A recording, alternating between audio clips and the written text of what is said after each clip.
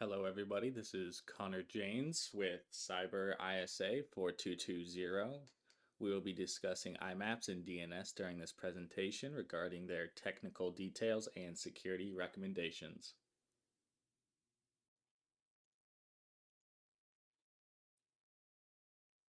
Imaps runs over port 993 and encrypts all communications using TLS, Transport Layer Security, or SSL, Secure Sockets Layer.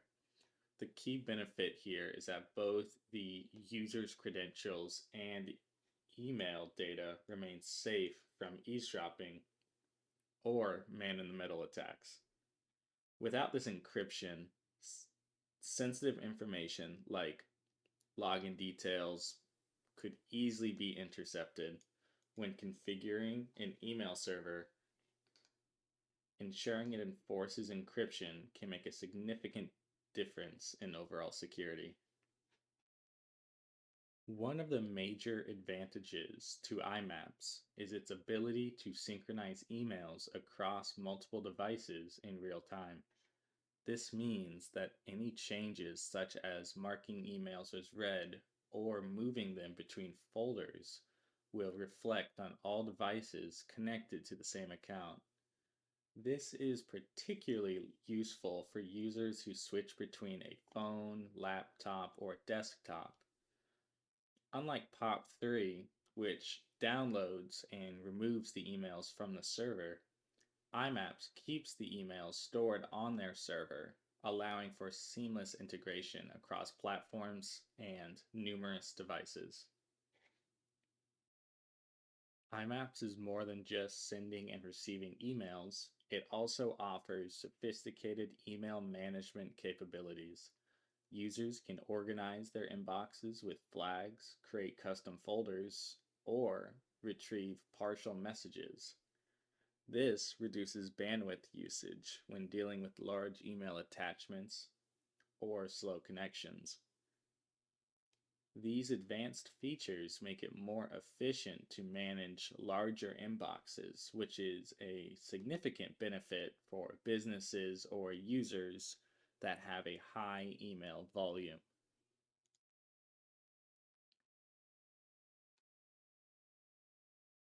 Security recommendations for IMAP. Ensuring that IMAP's connections are secure, it's essential to configure the server to only allow TLS 1.2 or above.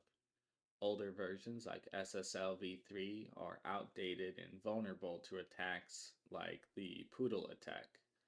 This can be done by adjusting the mail server's SL settings to explicitly reject weaker protocols. Keeping TLS updated ensures that communications remain encrypted and secure, thus protecting both user data and credentials. Because even with strong encryption, passwords can still be compromised.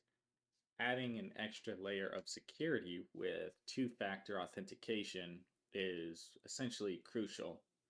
This requires users to identify through a secondary method, such as a mobile app or SMS code, before accessing their email.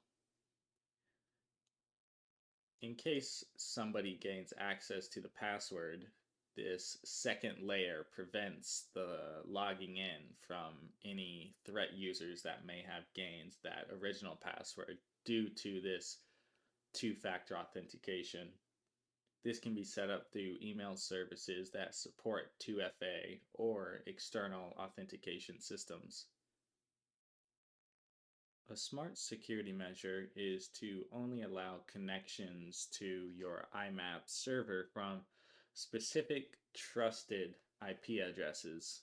For instance, if your server is primarily accessed by employees on a corporate network, we can configure a firewall to block any connections coming from outside that network. This reduces the attack surface and prevents unauthorized access attempts from malicious actors trying to connect from unknown locations.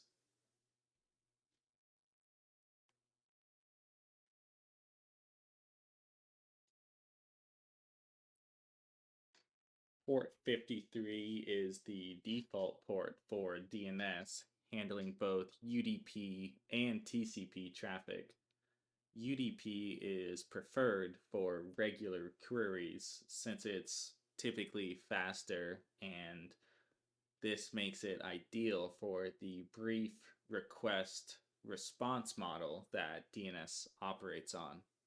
However, for larger DNS packets, like zone transfers between DNS servers, or when responses exceed the 512 bytes, TCP is used to ensure a reliable transmission.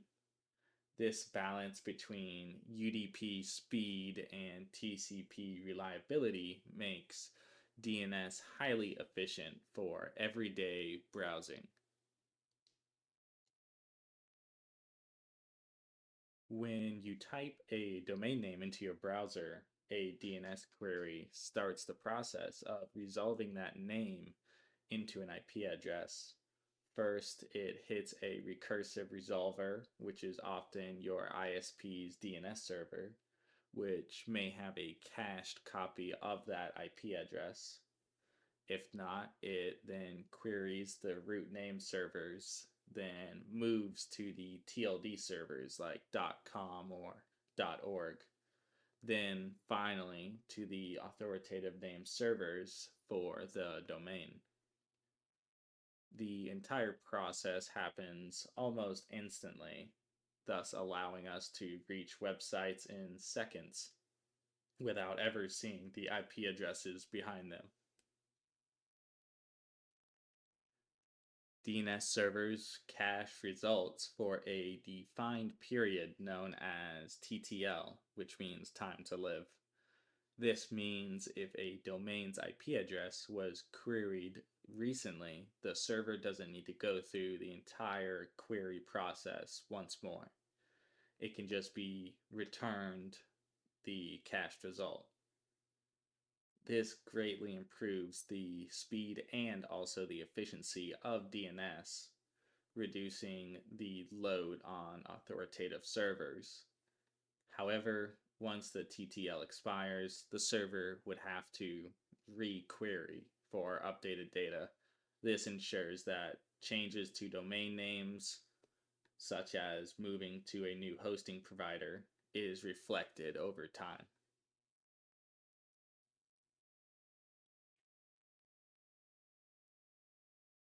For DNS's security recommendations, we have DNS SEC, which is a crucial security enhancement that prevents attackers from spoofing DNS responses. Without DNS SEC, attackers can hijack DNS queries and direct users to malicious sites without the users even knowing. DNS SEC uses a cryptographic signatures to verify the authenticity of DNS data. Ensuring that users are directed to the correct websites, it's a vital step for preventing DNS poisoning and other forms of redirection attacks.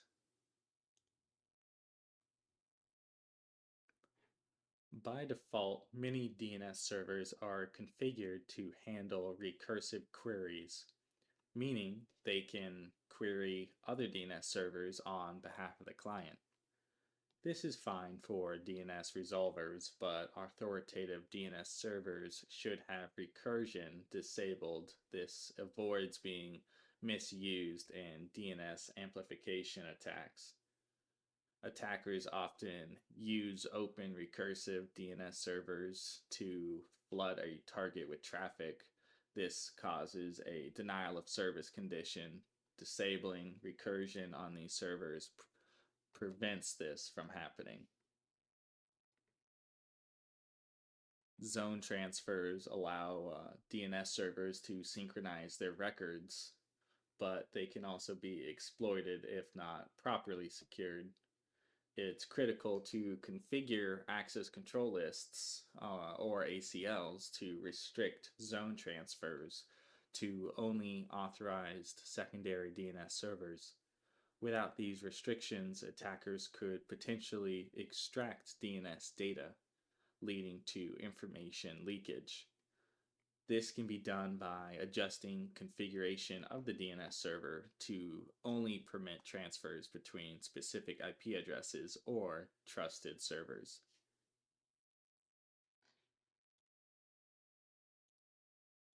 So let's talk about the comparisons between the protocols, starting with the purpose and functionality between IMAPS and DNS. Imaps is designed for securely accessing email messages on a remote server. It also allows users to manage and sync their emails across multiple devices while encrypting the communication between the client and the server. On the other hand, DNS is crucial for translating human readable domain names into IP addresses that computers use to locate and connect to each other over over the internet. It essentially acts as the phone book of the internet. Looking at the security side of things, IMAP secures email traffic by encrypting messages using SSL TLS, ensuring that sensitive email content like attachments, subjects, body text are all not intercepted or altered in transit. DNS, while not inherently secure, is protected by protocols like DNS SEC. These add cryptographic signatures to DNS queries that ensure that responses are authentic and not being tampered with. For the communications, IMAPS requires constant communication between the client and the server, especially when multiple devices are syncing emails in real time. However, for DNS, only communicates when a query is made, such as entering a URL into a browser. Once the IP address is resolved, DNS's role in the session is completed. For port numbers, IMAP operates on 993, leveraging encryption to protect data between the email clients and the servers, where DNS operates on port 53 with both the TCP and UDP. UDP is more common for the queries due to its speed, whereas TCP is used for larger responses.